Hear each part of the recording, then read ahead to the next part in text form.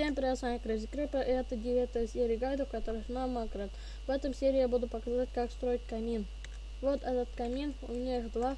Этот я включил. Когда мы выключаем рычаг, он выключается, когда мы включаем, огонь появляется. Как его строить, я покажу прямо сейчас. Строим вот так. Так.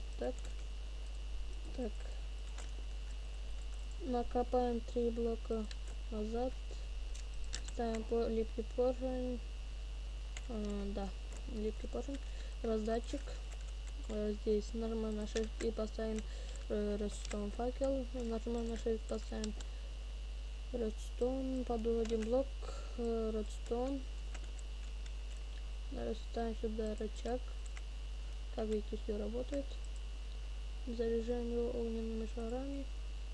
Раздатчик. Так. Блин. Это у меня баг какой-то. Я не знаю. Вот, все. Я все понял. Вот так. Надо ставить. Так, все. Блин. Вот так. Вот так включается. Он работает, когда так. Включается, так работает, так включается. Всем спасибо за просмотр, ставьте лайки, подписывайтесь и всем пока.